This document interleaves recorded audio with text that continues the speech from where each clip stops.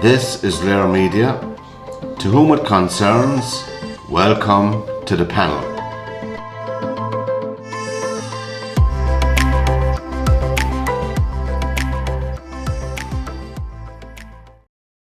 Good evening, everybody, and welcome along to this edition of the panel on LiR Media. And our usual email is info@lirmedia.tv. You might see it change here. We're in the process of decorating. That's my excuse anyway. We thought very snazzy. We didn't have it ready. We don't mind. Subscribe to the channel, press the red button on the right hand side, and we want to move up to 1,000 subscriptions in the next couple of weeks anyway. Good evening, Alison O'Reilly, and welcome. Hi guys, happy Saturday. Good evening, Laura Witherow, and welcome again. Hi. I know. She's waving her green jersey. I think Ireland won some match today, as we know. Oh, stop. Good evening, John. Good evening, John Lonergan down there in Cork. Welcome along. Good evening, guys. Nice to see you all. Yeah, and good evening, Mary Honan. Hi, she's beside me tonight, so I have to keep my hands on my head all night. No fighting. See, the disadvantage of this is that I'm actually beside him. No, this is a big disadvantage. I know, so. Mary, what's the cup down on the table? This? The branding, John, the branding. All right. I know. I thought Pat might want to move it. Yeah. Give that man a spoon. Very snazzy looking, guys, I have to say, very snazzy. Oh yeah. No, we sent out a few ideas to people, and there was a breathtakingly stupid or stupidity, absolutely gormless announcement during the week from a gormless Minister for Health. I forget his name even now at this stage. And €100,000 will be paid to all the people who were deemed essential workers and they died of COVID. Their estate or their whatever is left after them will get €100,000. Now, as we know, tax-free and one-off and grand. Thanks very much. I didn't realise that the Minister for Health can decide a hierarchy of death in this republic until he made that announcement. So people like my mum and other people in nursing homes don't figure at all or don't matter. Anyway, Alison, were you interested in this story? Did you come across it? Oh, look, I just, again, it just comes back to the vulnerable in this country and how we treat them. You know, anyone who's sick, anyone who's old, anyone who's died, you're just a number. You really are. You're just a number, because I think if it was happening to their family, a bigger song and dance would be made about it. But again, Ireland is failing the vulnerable all the time. We don't matter. We don't mean anything. And again, it's just another smack in the face, I think, for people who deserve some dignity and respect. And I mean, if Stephen Donny doesn't even come across as sincere, you know. Yeah. That's the thing. I mean, there's no compassion there. He's not got. None of these guys have a good delivery, you know. And all of that helps in these difficult times. And there's nobody in government that you can look to and go, well, I like them, or I believe them. Yeah, I like Holly Cairns now. I think she's making a bit of a difference. She's nice.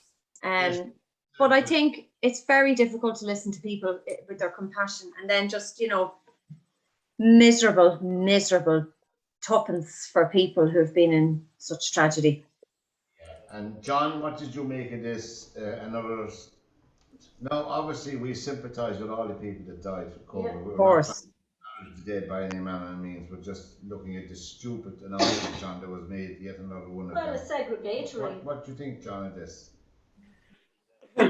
Nothing surprises me, as Alison said. Like their total non-compassion for the people of this country is just, it's what do they call it? It's ripe rice in this government.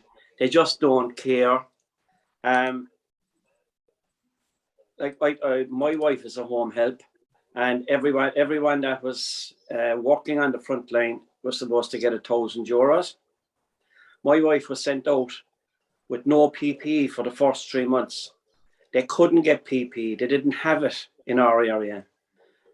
And we just heard now in the last week that they're now not getting, that Micheál Martin has backtracked, and it's only people who were in the hospitals, which we have no problems with, and people who do over 39 hours a week.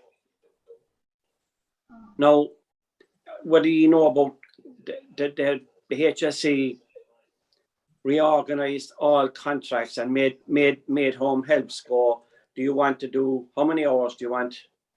And people were just working out how many it would take to keep them, night working, but at the same time, nice bit of money coming in. But now they're being penalised and they're not getting any of that €1,000. Again, nothing came out about it. I didn't see it anywhere. We had to find out through somebody who happened to say it on one program. And I just think it's a kick in the, for anybody that was on the front line. And again, I think we had this conversation regarding this, like there was truck drivers, there was people in shops walking right through the whole pandemic, and to be just cast, just thrown aside, I think it's, I'm sorry, I think that the shopkeepers did a remarkable job. Like we were all in the supermarkets, and they were, they were facing people non-stop when there was no vaccinations, and I think that they were treated like dirt. Exactly, that's my point, Alison. It's. What do you think of it yourself? Because I mean, the people in the supermarkets, obviously, no one died that I know of from the supermarkets. That doesn't mean that their job wasn't safe. And I'm just saying, of the 660 supermarkets, I think in the Republic of Ireland, it was astonishing that nobody died anywhere in this pandemic.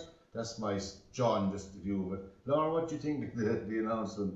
Yeah, I completely echo what the guy said there. Like, their statements are cold, emotionless, flat. They're not relatable at all. And they think they're heroes making these big announcements going, 100,000. All they're doing is, like Mary said, it's about segregation. They're completely segregating people. And like, who's to say that what Mary done was better than what Josie done, or what Josie done was better than what John done? Do like, you can't go about that sort of thing thinking that you're amazing. Like, do they not realize how fed up the Irish people are with this sort of nonsense that they're spouting? And like you say, with no relatability whatsoever. I think the Irish people are just looking at them now going, oh, just shut up, like. Yeah. I think we're all just fed up to the jaws of them. Stephen Donnelly came on the other day on the radio, and he waffled on about the fact that these were people that we put out there into the front line. We asked them to do a job. These are also the same people, if they chose not to have a vaccine, that were vilified, but yet they were heroes when they were helping people at the very start when there was no vaccine. Now suddenly they're those that have chosen not to take the vaccine are suddenly vilified. But that aside, I have a huge, enormous, gigantic problem with this phrase it's only 70 years since this phrase was used, widespread, essential worker. And in my view, and I keep saying it, if you're sweeping the roads and that money is putting food on your children's table and clothes on their back, you are an essential worker. And it matters not. But Pat mentioned about his mother. People like that, elderly people like that, were taken out of hospitals, piled into nursing homes, windows shut, doors shut. They were given no vitamin C, no vitamin D. They weren't allowed out in the fresh air at all. So they were incubating a virus within the hospitals. And where is the 100,000 for every one of those people that they saved? Precisely. Yeah, and my poor old brother who went in and scrubbed those places in all the PPE gear. He went in and sprayed all of them nursing homes when the workers who normally do that job were too afraid to do it, understandably so. And I thought, I didn't know he did all that. I did not know my brother did all that until recently. Like, really put his neck on the line, and he said he did it for nothing. John, Alison, Mary and myself, today is the 12th of March, to see, my God, how did he know that? But it's National Plant a Flower Day. National Plant a Flower Day. Now, Laura, what's your favourite flower? I love a daffodil. I think that I love yellow anyway. Daffodils and sunflowers, I absolutely love them. But I mean, I wouldn't mind planting an owl rose today. Isn't that the national flower of England? It is, yeah, it is. There's a national day for everything now, isn't there? But yeah, today is National Plant a Flower Day. Daffodils and sunflowers, I love. And John, what about you? Apart from yourself being a fine flower yourself, what kind of a flower would catch your eye now going around the place? Tulips. You're a right tulip, John. I've We always some been tulip, called all that. right. So I might as well stick to it. What about you, Alison? What kind of flower now would you really, if you had a choice, you tend to go for? Oh, I just love the garden overall. I don't know if I have a favourite, because I have so many bulbs coming up all across the year. I love tulips. I love tulips and daffodils.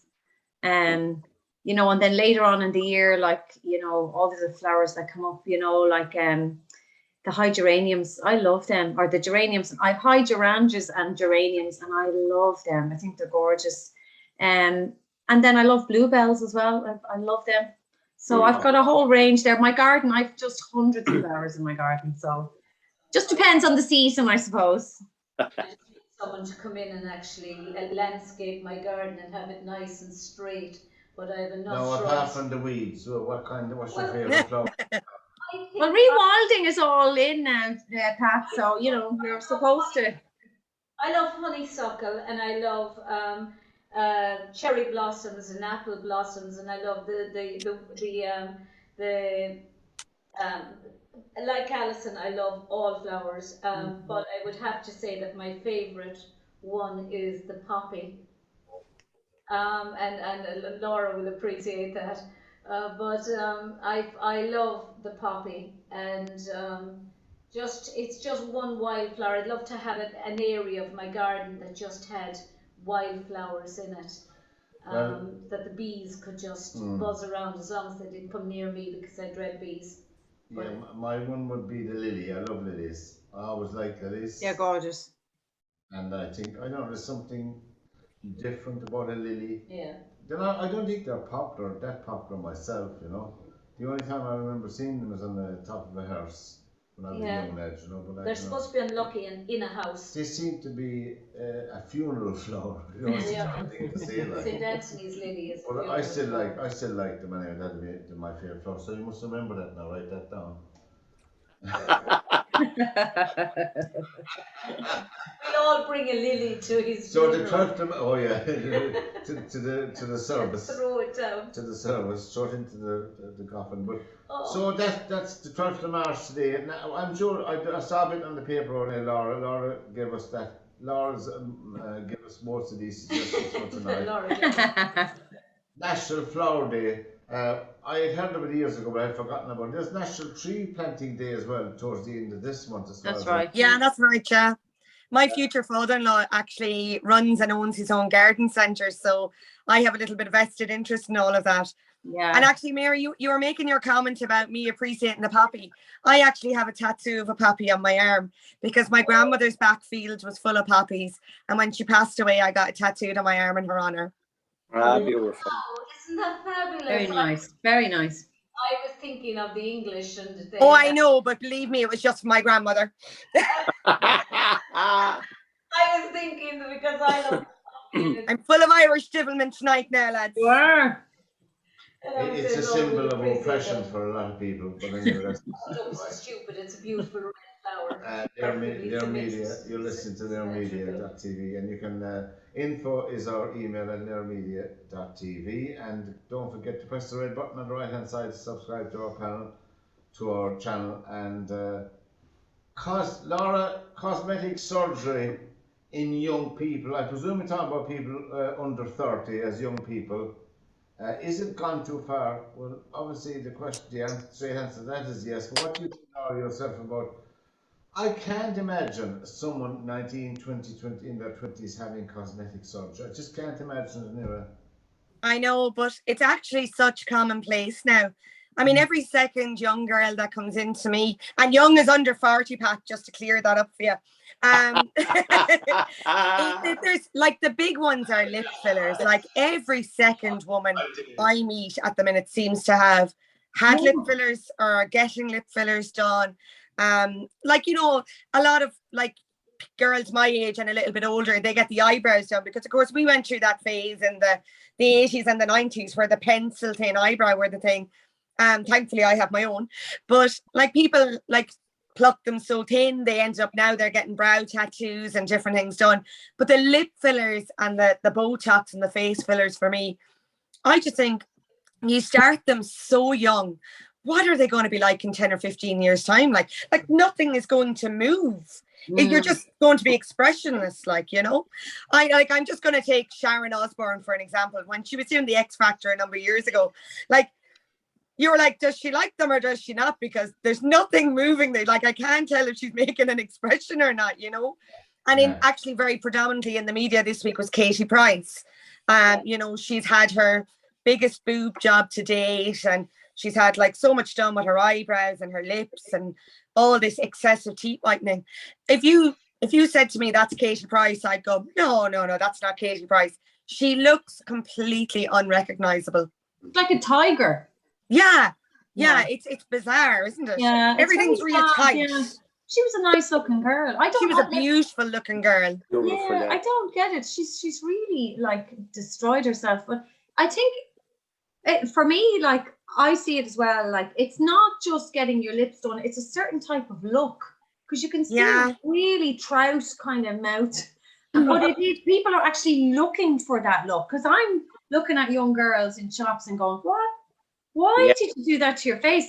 But they actually are looking for a certain look. It's kind of like the Kardashian look, you know, the big bum and the big boobs and then the pouty lip.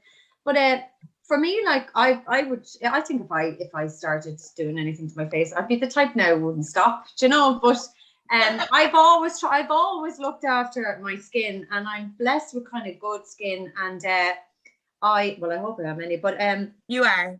I try to drink a lot of water, and I would never, ever, ever, no matter how drunk I was or sick or anything, I would never go to bed with makeup on. And so I always kind of did that, and I would have facials and things. I find it kind of, everybody's looking the same.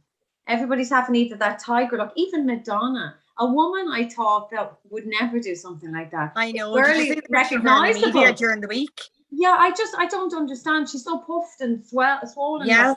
And I think it's an insecurity or something. There's something there, yeah. Just not happy with how you look, and when half of these people are beautiful, you know, and there's no need. And so, look, I'm not going to judge people for doing it. I just think it's. I don't think people realize, you know, and accept that, you know, they probably are very pretty and they don't need to. But it's very hard to tell somebody when they feel so insecure to do it. Like, a lot of my friends are getting Botox. My sister told me recently she got Botox. I was like, what are you doing that for? I always find that really shocking. Friends of mine are, what? You know, but I suppose you're not really meant to judge people, and they're entitled to do what they want. One of the most stupid ones that I've seen is Amanda Holden with her lips. Oh yeah, she was gorgeous. She was gorgeous. What would you want to change? I mean, I don't know. I mean, maybe they have too much bloody money, or they have. No, I'll tell you, John. I've asked a plastic surgeon, because I've written a lot about this, right? And a lot of the TV personalities are models. They see themselves looking good in a photograph, and so they want to remain looking that way. So the more you're on television, the more you're critical of yourself. It's not helpful for some people. And so they be saying, oh my God, look, I kind of looked a bit that way, and this, maybe I need my eyebrows to be totally level. And that's what happens. They start scrutinizing themselves. So they see themselves on telly, they screenshot it, they bring it, and they say, I want to look like that again. Don't you think that there should be an onus on a certain cosmetic surgeons? I mean, you look at some people, and you take Michael Jackson, for instance, the surgeons that kept on doing his surgery, knowing what was happening to their face, had they any morals at all? Or are morals... Money, guys. It's money. Yeah, Mary, they're never going to care about something like that because Michael Jackson's going to go somewhere else. Yeah. So, you know, I just think if you've got, it's like drug dealing, you know, if you've got the buyer, you'll get the drugs. You know, it's the same thing. It's just, you know, that's like saying, you know, stop serving pints at a certain time. Like, I know a lot of publicans do say you've had enough, but others would be just as happy to keep going. I've never worn makeup, and the most I've ever used was moisturizer, and I've always gone for the same moisturizer since I was 18 years of age, Lancome, and I feel comfortable with that, and you know I couldn't, because you know I couldn't go to the hassle at night time of trying to remove it all. I tried wearing it when I was in Bunratty, and Jesus, trying to take it off at night time, and you were saying I couldn't do this. I mean, more than You know once. a Pond's Cold Cream, no? Oh, you know about that. But the point I'm making is, I actually think that what's her name looks amazing. You said about Alison on the X Factor or on British. Oh, Sharon Amanda Osbourne. No. Amanda Holden. Oh, Amanda Holden. Well, Amanda Holden looks amazing, I think. But what's her name? Sharon Osbourne. I think whoever did Sharon Osbourne's cosmetic surgery, I think they must be the best, because it's probably the best cosmetic surgery I've ever seen on anyone. It looks the most natural, I think. But there again, there is no facial movement, and but I mean, if she doesn't have to move her face, she looks amazing. Yeah, true. Yeah, this is a true story. I use public transport a lot, quite frequently. That's the street. But I got speaking to people, going out, a lot of different people began to trust you, you know, and they began to open up more of this familiarization with you, and say, he's all right. Big mistake with you, because you're going to tell it on camera. I can't say too much because everybody will know that knows me will know who I'm speaking about. But then she often says to me, and she's, you know, some people don't know what to make of her. I take her as she is. She said, Pat, what you think? She'll be wearing it. You know, I don't. Whatever people put on themselves to go out wearing, they're comfortable in. So as far as I'm concerned, they're fantastic looking at it because that's what they've decided to do. I never criticize someone. So what you think, is my bum too fat or is this? And she said, Joe, I'm thinking. I said, no, it's perfect. But I said, did she say, how do you know? Well, I said, I've seen it often enough going out of the bus. But she said, I'm getting a job done. And I thought in the morning, I said, I was thinking, what are you going to get done? But I didn't want to ask her because, you know, she talks out loud as well. And I said, I have enough of this now when we're in Limerick. But anyway, I hadn't seen her for a few weeks. And she got on the bus in Limerick. Hi, Pat. Jesus, lads. She sent me a picture on Facebook. She got her lips, what I can only describe as, it's like a big, huge bullfrog on her face. Yeah. And it's completely transformed her appearance. Yeah. And it's shocking. It cost her €600 or something. She got 3, whatever. It's fillers they put into her lips. Fillers, yeah. Isn't it? It was absolutely fillers, horrendous. And I know by her, I said, this is going to have a devastating effect on her because she will get slagged. And if you get slagged off by some of your friends, it's worse than a stranger throwing out a comment to you. And I said to myself, just go. But again, it's what Alison said. It's down to a confidence thing. It's a I mean, if you've grown up feeling in any way self-conscious about anything. I was always conscious of the fact I was short. And there's nothing you can do about that except break both my legs and get these plates put into my legs until they grew. I wasn't going to go to that bother, but you know, I was conscious of my height. Everyone has their phobia, or they look at themselves and they think, oh, I don't like this or I don't like that. And well, there was a man back in the so I understand how Mary. people would actually want to get something if they thought, well, this is going to make my lips look thicker, or it's going to make my eyebrows look, or my eyes look more open, or this. Now there's a Katie Piper, is that her name? She was her ex-boyfriend. Acid attack. Yeah. She was given an OBE, the recent, just a couple of weeks ago, from the Queen, but she is amazing. I mean, her whole face was down acid, and the surgeons that worked on her. Oh yeah, well I know. Did it's fantastic. a spectacular job with her face, and you think in situations like that, I absolutely agree with. Yeah, of course. Oh, 100%. Yeah. She's an amazing girl. Yeah, she's done great work. She really has. Well, I have to say, growing up, my biggest problem was I had massive boobs.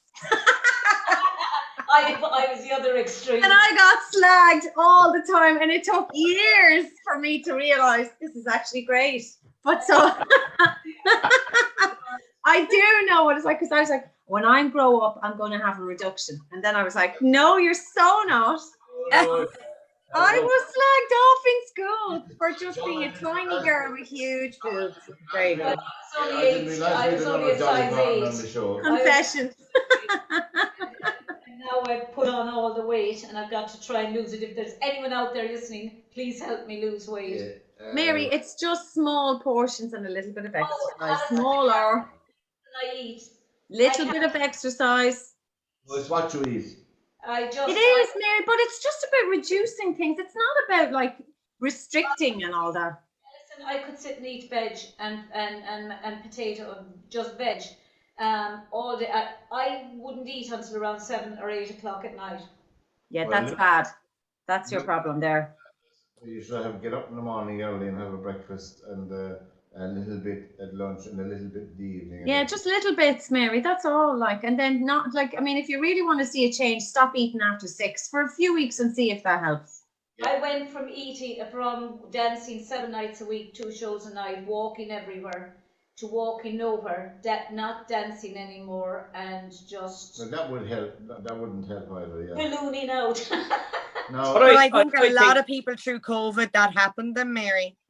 Oh, I hate looking at myself in a mirror. I have that phobia now. I mean, I even pass the mirror on my knees so that I won't accidentally see. I can see. I hope nobody's looking in at the window, looking at you crawling by the mirror, Mary.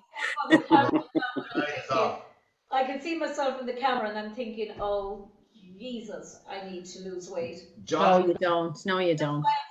Sideways. Before we move on, Laura, before I forget it, I'll ask you now that Laura mentioned last week, and a few of her friends and herself, they organised a run to Ukraine for some essential. That's a lovely word. For some essential equipment, you know, like non-clothes, enough of clothes, I think. Yeah, so for the last 2 weeks, we've been doing a massive drive for the Ukraine to, you know, the stuff that we're collecting, like for, you know, baby food, nappies, formula, medical equipment, all of that sort of thing. It's not going to Poland to people who've gotten out of Ukraine. It's actually going directly into Ukraine, into the war zones. And we've managed to do 4 shipments to date. We have another shipment ready to go. And as well as that, in the last 48 hours, the amount of monetary donations we have received in order to get more supplies and send specifically what they need from our local town and businesses and my own customers, I have to mention them.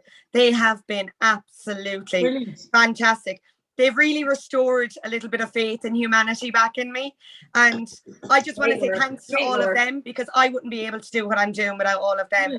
And hopefully people will continue to support us and get the supplies where they need to go. Brilliant, Laura. Great work. Great work. Laura's room is nearly full with stuff. Oh my God. A couple of days. Oh, Laura, I'll do a story on you next week. Cool. Sounds good, yeah. Myself and our local councillor, Jim Ryan, are kind of, and a Polish guy called Jack are the driving force behind it. So, I mean, I'll get the two boys on board. I think it would be a lovely feel-good piece. Here's another feel-good piece, staying with that, keeping that in line. Husky Rescue Ireland are on the border of Ukraine at the moment. And what they're doing is trying to rescue the dogs who've had to be abandoned.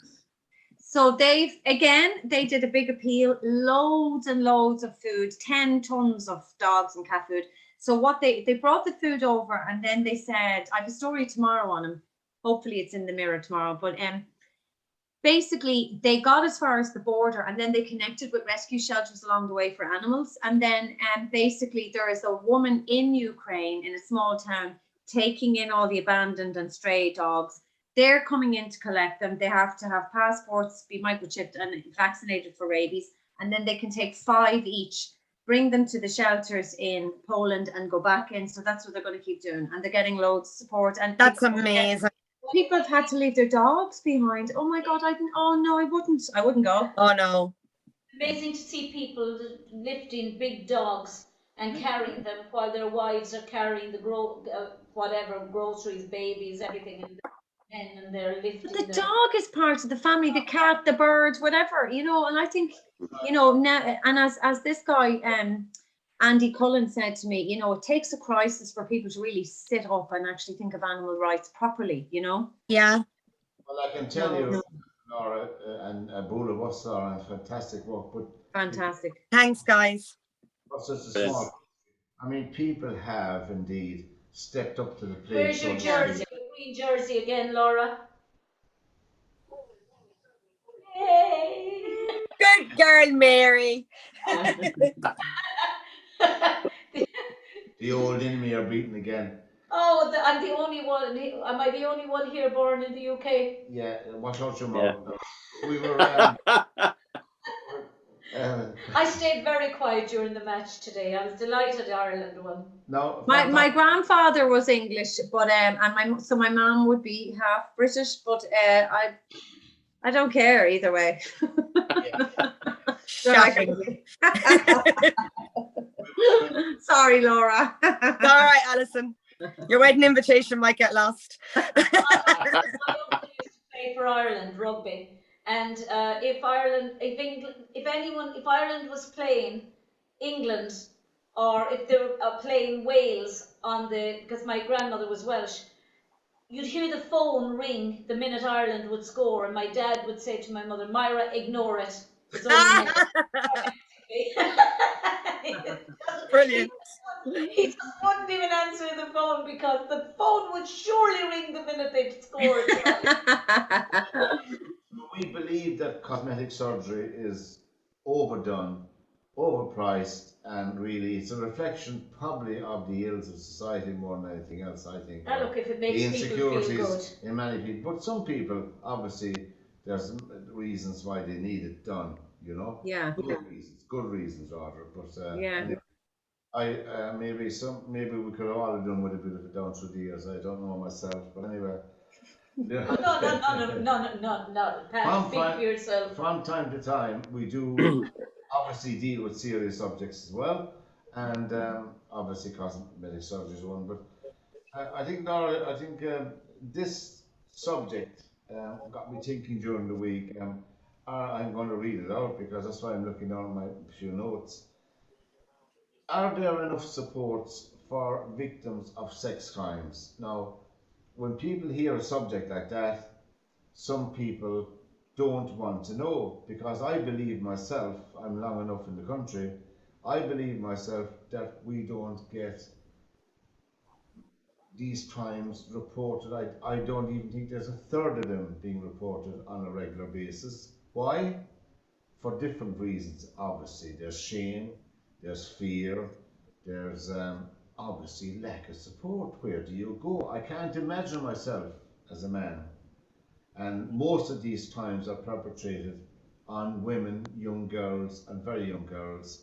And it's bad enough in their own home not to have anybody to trust within their own family unit, but then to expect them to go outside of that comfort, if you like, and hang on and look. Where do you look to?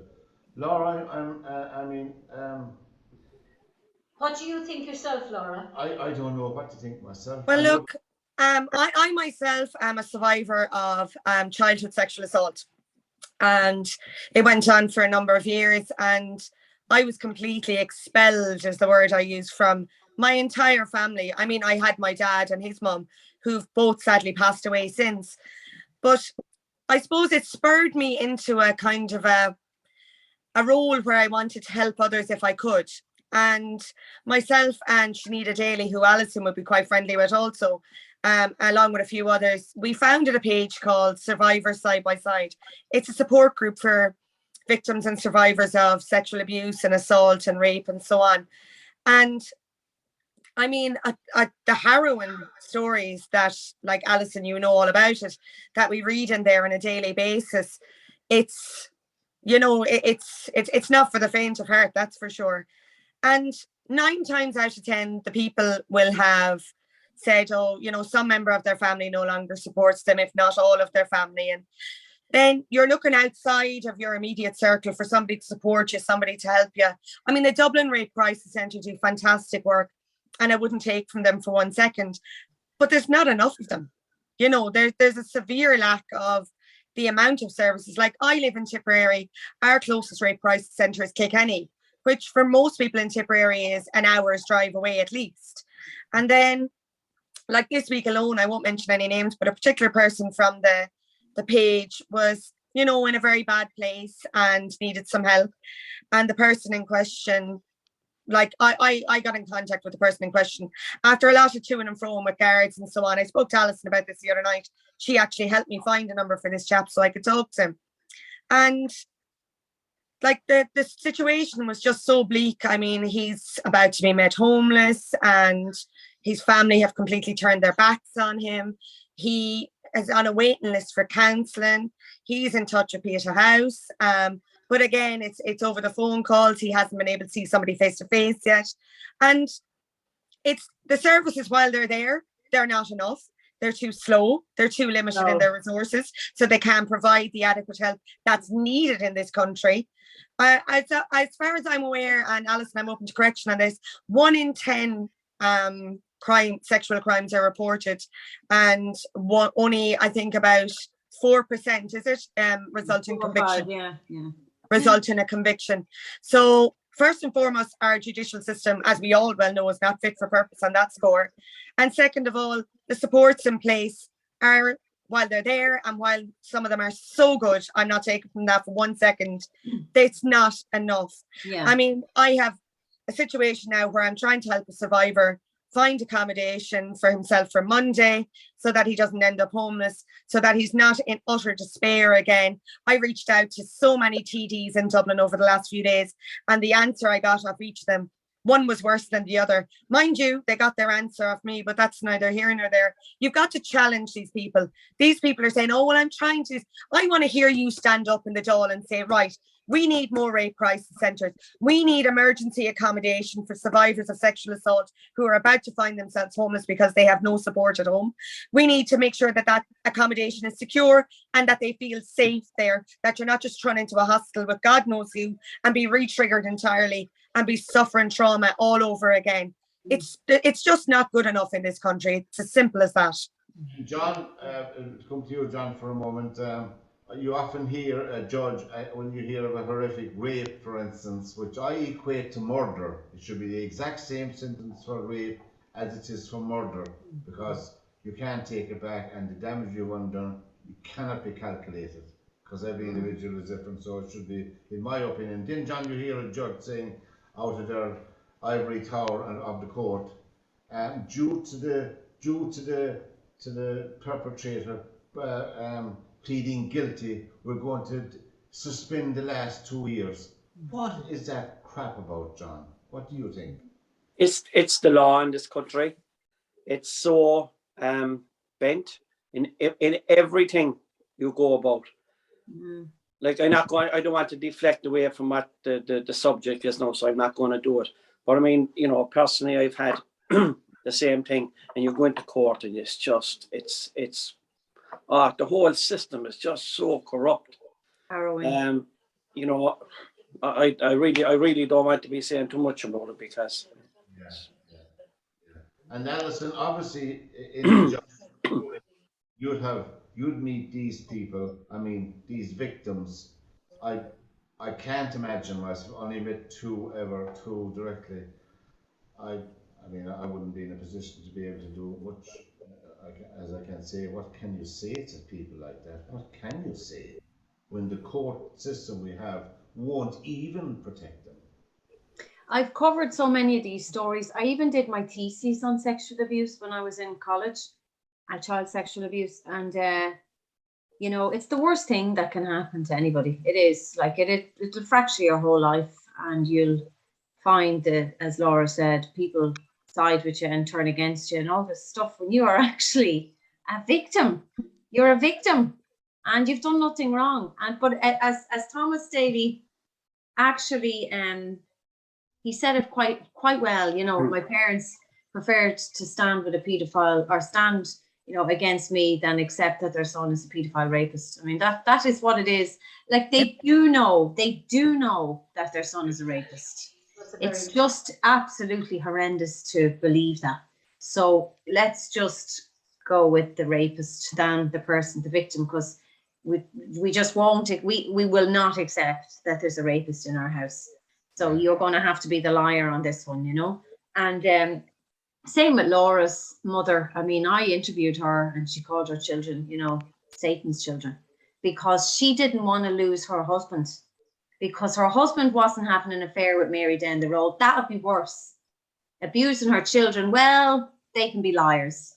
Who cares? I don't like their father anyway. I left them and he's dead. So they're not really important to me anymore. He is, because he's going to be my life partner. And we've got our own family. So the girls can just feck off, you know. But they know deep down that something's not right. They do know. Right, 100%. Yeah, they definitely know. And just in terms of the courts, I suppose I've sat through multiple rape cases. They're always sick and shocking and appalling and horrible and everything. But I do find that once you get into the courts, if you're lucky enough, if you can convince the DPP to take your case on, unfortunately it didn't happen for Laura. But it doesn't matter, Laura, you got a conviction for your sister, so he's a child. Well, I suppose in my case it was slightly different, because I did actually get my day in court at the start. Yeah, you did. But because they made an appeal to the High Court, because the guards had lost my 2001 original files, it then got thrown out in the High Court because it was prejudicial against him. Yeah, it's terrible. It's terrible. But when you do get in, and I've watched trials from beginning to end, like, they are done exceptionally well. And they're done to really high standards. Yeah, the thoroughness of them. Yeah, and I do find that the judges are exceptional when they are there and when you're in there.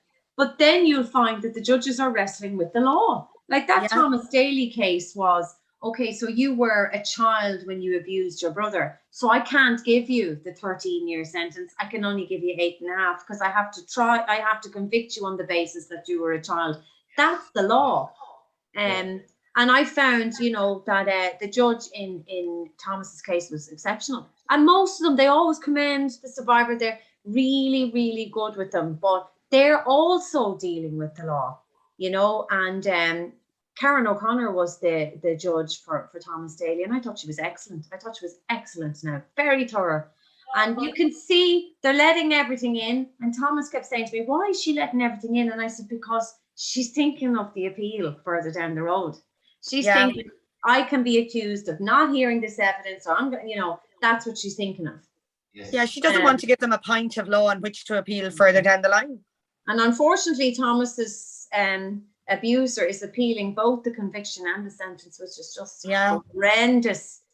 for the Yes. victim. But then that's natural justice again. You're entitled to appeal and appeal. Oh, and you know, most of the time people just appeal because they're sitting in prison, they've nothing else to do, and the state will pay for it.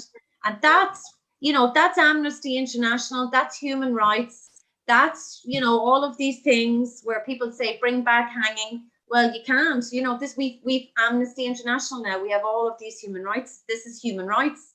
And Graham Daly is entitled to his appeals and all of this, you know, judicial stuff. So yeah, the system and the legislation is appalling. I do find that if you're lucky enough to get into court, that it's always handled very well. And 9 times out of 10, you can spot the liars a mile away. I did sit in a case before where I believed a woman was telling lies. In fact, it was so obvious, and the whole case collapsed. And the 2 men, I never forget them. I'll never forget them because I spoke to them afterwards. You know, basically the judge said, I've never really done this before in my career, but I have to say that it's not that you're not guilty. It's there is nothing to see here, and see a good luck to the jury. And so it was like it never happened. It wasn't even not guilty. It was you're free to go. Yeah, because she lied. She completely and utterly lied. And I still say it to the other journalist that was with me. The 2 of us were like, this is horrifying. I want to apologise to these men on behalf of the Irish women. But nothing ever happened to her. It was I don't even know how it got into court, but it was a lie. Why didn't the Gardaí seek a prosecution against her? But you see, that's it. You know, she believes she was raped. She doesn't believe she's telling lies. You know, I don't actually believe that people will actually believe that they were raped. There's too many. You know, I'll tell you what happened. That girl, it was very obvious. And if I say a certain thing, it'll just identify her. So basically, the core of it was she was completely enthralled by somebody. He clearly had sex with her, and then said, "See you later. You know, I'm off because I don't live here anyway." And she must have, it just horrified her that he just said, see you, you know, and the circumstances could have only have been see you because he didn't live here. And she then cried rape. And he said in his evidence, like, you know, oh my God, you know, the guards came, and I was like, this can't be me, really. And just the evidence and everything, like he had used protection, he had, you know, asked the Gardaí to take his DNA because she'd been all over him, and the judge was like, now you've got a man here telling you to please take my DNA. Did you take the DNA? And the guards, no. And he was like, look, this you've got the video of this man asking you in custody. Please take my DNA. We've just had sex. She's just been all over me. I was all over her. I've used protection. What are you talking about? And he said, please, your man is begging you to take his DNA. Did you take it? And they were like, no. And he was like, that happened to somebody in Limerick, and I was told this by a prison officer friend of mine. And this guy was accused in similar circumstances of raping his girlfriend. But what had actually happened was, similarly, they had a one-night stand. They had been going together before. They had split up. They met up again. They were together that night. And the following day, he said he didn't want to see her anymore. And he was in prison for 6 months. And it was the prison officer who said to his father, "You need to get a good solicitor involved in this," because he said the way it was framed, they're going to try and find him guilty. And he got his solicitor, and it came out in court. She started crying, and she admitted that it was because he had actually finished with her. Now, not a thing was done to her. Now that's strange. If she's admitted it, that's strange. She got upset, and she said, because that's perjury. That's a crime. Nothing was done. And the thing about it is, my attitude is, I've read so many cases where it's happened to people where they've been a year, 2 years in prison waiting for before it was found out that nothing had happened. Now that's very bad for people like Laura, you know, and that does an injustice to the genuine women and the absolutely it does. genuine men who have been sexually assaulted and who are ashamed to come forward because men don't see Yeah. us. They It's, don't it's see not as common. But Mary, I will say though, you know, like that, I think, you know, when women, when they do come forward, I mean, it's a remarkable act of bravery to come forward and to do that, because a lot of, I mean, there's a situation. I actually couldn't believe it. I was blindsided by it, and you've probably heard this case. But about 2 weeks ago, somebody from Drogheda texted me and said, "What did you think of the Paul Mohan story?" And I said, "Paul Mohan," and I googled it. Drogheda photographer, award-winning photographer. Yes. Yeah. That I grew up with was raping his sister. That's right. I still can't get over it. I missed that. Yes, And I yes. looked again and I was there, "Excuse me, what? Like, what?" We were out on jobs with him. "Hi, Alison, how's things?" We grew up with him. And he was raping his sister hundreds of times until the early 2000s. Since the age of 12. He said he was sorry that he had he had destroyed her life, and that she trusted him, and I was her big brother, And he took photographs at her wedding and ruined the day. And then said, when the guards questioned him, "I was always waiting for this day." And he seemed to be shocked. He was shocked at the damage she said he did to her. And pleaded guilty. I couldn't believe it. That's somebody we work with, somebody I grew up with in Drogheda. I just couldn't believe it. Oh my God. You know what? You don't know anybody. You don't know No, you anybody. actually don't. nobody. But it's just it's horrific when people get away with a crime because a woman can't come forward. She's ashamed to come forward, or a man is even more ashamed because, you know, he's afraid, well, you know, I'm not going to be seen as a macho person because somebody has sexually assaulted me. But when somebody goes into court and wrongly accuses, Oh no. I don't think they're ever going to get over that either. But Mary, you know, for people who think that you can get on that stand and lie, you think you can, it's you and your truth in that box. And I'm telling you, you will be found out. 100%. Absolutely be found out. It is as plain as you think, well, I'm going to get up there and lie. Well, you would want to be a serious operator to lie. And I've seen people in murder trials lie, and I've seen them get away with it in a murder trial because it's beyond all reasonable doubt and it's different. And we know they're lying. However, if they are exceptional cases, I'm not saying it doesn't happen. It rarely happens that you get away No, you won't get away with it. But if you think that you can lie about somebody raping you, you have to know every bit of detail. You have to know what you said. There's no way you can do it. The pressure is immense. If you're telling the truth, it's simple. It'll always be the same. Yeah. Exactly. Yeah, it's simple. When I gave evidence for 6 hours over 2 days in the Disclosures Tribunal for Maurice McCabe, I will never forget it, right? The pressure was unbelievable. There was about 30 barristers, high profile barristers. And I always remember I was ambushed in the stand the next day with, "Well, we've got an affidavit from somebody last night," and they start throwing it at me in the box. And I said, "You know, you're putting this to me on the day I'm in the box. Like, you're meant to see this stuff beforehand." However, the tribunal barrister said, "Your Honour, you know, our chairperson, I feel Ms. O'Reilly's at a disadvantage. She's not heard this before. She's after saying 5 times, I haven't heard this before. I don't know anything about this." And the judge said, "I do see what you're saying." And then he looked at me and he goes, "But I'd really like Miss O'Reilly to finish. And Miss O'Reilly, it's up to you. If you feel you need time to come back, then I will be guided by you." And then he looked at me and said, "But do you feel you need to come back?" And I said, "He believes me. He knows." And I said, "No, I don't." I said, "Because the truth doesn't change. So carry on." And we carried on. And I got through it because I was like, no, that never happened. Absolutely did not happen.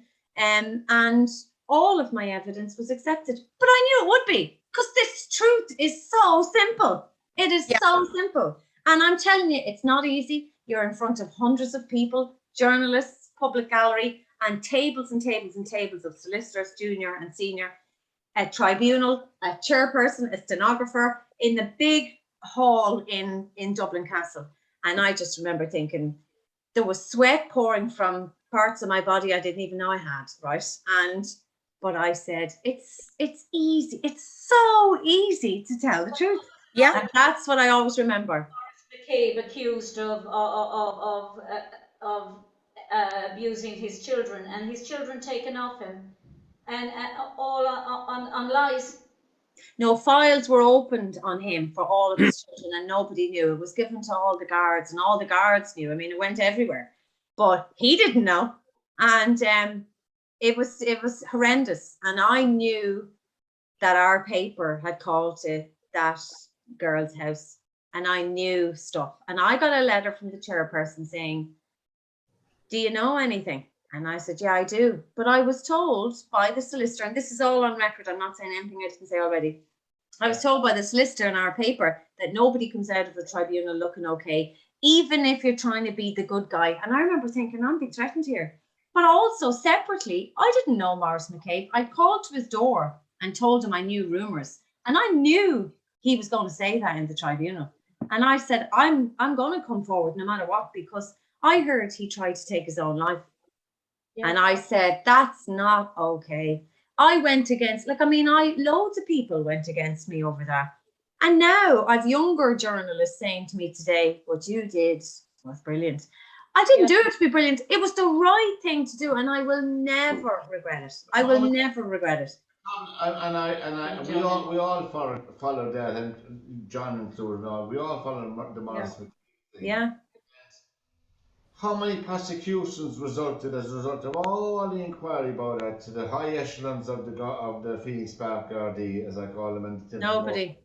But Pat, it doesn't. I'm sure I can't speak for Maurice McCabe, but he's a friend of mine now, because we knew each other after the tribunal. He came and shook my hand and said, "Thanks for sticking your neck out." That was really shocking. And I said, no, it was the right thing to do, and I'll never regret it. I'm able to sleep at night, so I don't mind.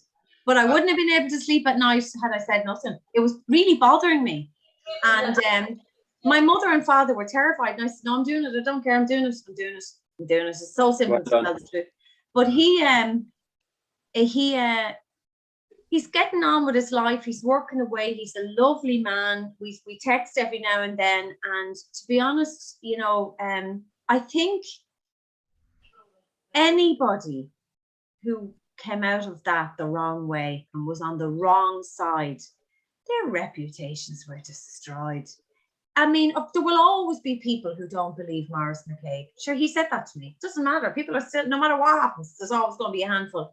But he is a modern day hero. He's a 21st century hero. Him and Vicky Phelan, the things they did, I just think they're incredible. And so nobody, they may not have gone to jail, and some people should have gone to jail, but nobody came out of that okay. That was not on his side. They were slaughtered. They were embarrassed. They were humiliated. They had to step down from their jobs. They were thrown to one side, and the public by majority were on Maurice McCabe's side. Yeah. The Garda Commissioner was there before Noreen O'Sullivan. Martin Callanan. He retired with his pension. Yeah, he did, and that's really wrong. But he is a disgraced commissioner. He is a disgraced former commissioner. O'Sullivan was rewarded with a big job in Europe. Yeah, but she didn't come out of it okay, Pat. It doesn't matter. She's getting a 250 grand a year in Europe. She doesn't give a shit about her reputation. Oh, she does, because she gave an interview recently looking for a bit of sympathy, and it was pathetic. It was pathetic. What was it? Oh, she gave an interview in the Irish Times about, how her life was destroyed and she was vindicated and all this. It didn't work for her, whatever she was trying to do with that, because people don't like her. The idea, people don't like her. And I saw her giving evidence, and I saw loads of people, and it was just so rehearsed. Yeah, but Alison, isn't that indicative of again of the hierarchy in this country? You know, I mean, they lie, Yeah, and they lie again. yeah, And as Pat said, right? Okay, you might say that she's, you know, that she was disgraced or whatever. She's not like, she has a bank account now that what any of us would die for. but John, I You know? I totally understand what you're saying, but those people love the ego, the reputation. There is a significant dent in her life.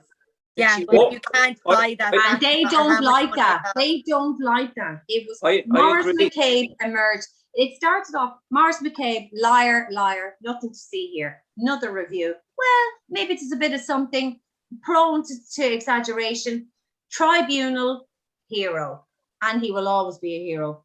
He said to me, maybe I won't be fully vindicated. He was completely vindicated. And anyone who was on the wrong side was You see, bashed. John. Alison, anyone with eyes in their head or an ability to critically think when they saw this, I mean, it was just horrific the way that man was treated. Horrific. But again, it's the law in the country, and when I mean the law, no, I mean the actual police, the Garda force. The from guards the very are top. all cahoots together. Yeah, from the very top. I mean, it starts with the ministers. Again, I keep going back to the bloody politicians, you know, and it triggers down. It's the triangle effect, you know. Yeah. They start at the top and they work their way down. They start at the bottom and blame everyone down there. The one thing that strikes me completely about this is, well, I'm not surprised at it because I was in the civil service once, how people who are found out to be corrupt, to be liars, to be misleading, are allowed to retire and off they go. Because it was a tribunal, Pat. It was a quasi-judicial tribunal, and those things are funny. They're funny, like. But to be honest, I fully agree with everything you're saying. People should have gone to jail. People should go to jail. However, he emerged a hero. He will be in the history books for taking on the guards. Everybody had to apologize to him. That's horrendous for people who are high up like that. That's horrendous. And I think more whistleblowers like him who are very credible need to come forward. And there's a few scandals that need to emerge yet. The foster care system. Here we go. The panel is a program on LiR Media, and on this Saturday night we're going to finish with a topic I think that's dear to my heart. Our email is info@lirmedia.tv, and press the red button on the right hand side to subscribe to our channel, and thank you for all the views and the comments as well. Now, our favourite chocolate bars are favourite bars that we used to enjoy years ago. And what about the ageism one? Well, that was actually more than chocolate. I can tell you that. It's trying to end on a light note. A Milky Way. Chocolate, so I can tell him. Our favourite bars growing up. And John, do you remember the Trigger bar? I do. Our special treat was Cleves toffee. Nice, John. Nice. Yeah. You know, if you found a halfpenny or a farthing, I don't know whether you remember that kind of money at all, but if you found that on the street, straight to the shop for the Cleves toffee. Oh my God, it was to die for. Yeah. You can taste it now, John, I'd say, can you? No, it's just there now, look. Beautiful. And Alison, is there any bar you used to enjoy, you still enjoy? I loved sparklers and macaroons when I was younger, and hence the fillings. But now I like Maltesers or Turkish Delight. I do like that. It's not everyone's favorite. I do like that. My grandmother loved Turkish Delight. Yeah, I have a big sweet tooth. Yeah. I don't have a sweet tooth at all. I think you should have a slice of chocolate every day. It's like a hug. When I'm looking at somebody eating chocolate, I feel the depth of sorrow I feel for people when they're eating chocolate. I never get chocolates, lads. idea. Why? And I'm thinking, are they ever going to finish it? Because I'm thinking of how soft and it's going to go down all soft down into their stomach. I can't stand chocolate. Mary, you'd be bawling and crying if you were near me, so. I love sweets. I love them. Same. Chocolate. I hate anything sugary. Laura, what about Right, you? everybody bring a box of celebrations next Saturday night. I love chocolate and cheese, and I love savoury foods. That's my addiction. But my father brought home. Look what's next to me. John, yummy. Lovely, John. My father used to come from England. He'd bring a big Easter egg about that size, and my mother, it's her fault I hated chocolate, because she'd break it all up and she'd put it into separate little bags and she'd bring it out and give it to all the children on the road, and I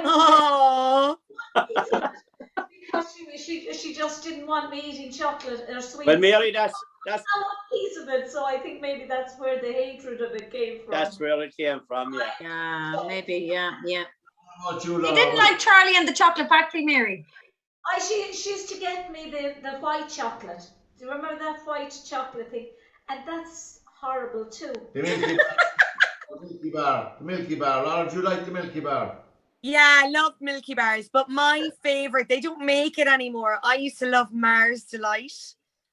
Do you remember they used to be in the creamy wrapper and like 2 halves of them? Or snowflakes. Oh, I love them as well. Nice. Now, like you, Alison, I like a bag of Maltesers or whole nut. I like whole nut as well. Yeah, they're nice. Yeah.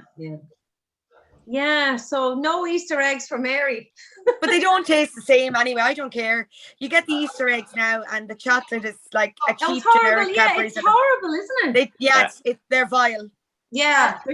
He turned to me there and he said, we'll start the next one with your topic. It's kind of because I wanted to bring up about ages. Mary, I'll send it in as a suggestion and then he'll use it. Yeah, it was the only thing I had on the only thing I put on. I think everything else was me. Here I'm we go. sorry. I'll buy her a box of milk tray after the But show. Laura sent in 6 and I added the 7th and the 6 came out. The 7th. Oh, Mary. No, Did you two ever think of just doing your own podcast?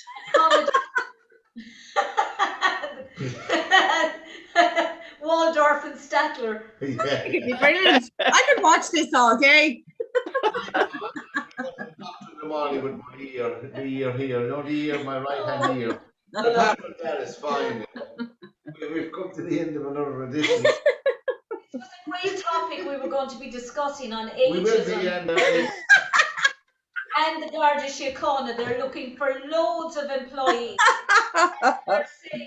They're saying we will not discriminate on any grounds. So I put a big post up on their page and I said, how about ageism, seeing as you won't let any this is over what you 35. get. You know, lads, this is what So you we'll get. talk about that the next day. This is what We'll you get. start with ageism next week, okay? Everybody, high five. Ageism on the table first. But this is what you get when you're not discussing a program. Good night, everybody, and thanks to Laura, John, Thanks very much, guys.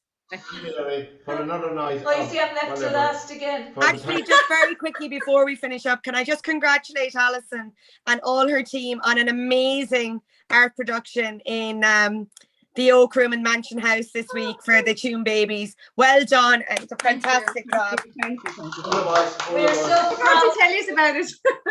We're so Next proud. week, Alison, next week. We're so Thank you, proud guys. for you. All right. You don't feel worthy. Oh, thanks, guys. All right. Bye.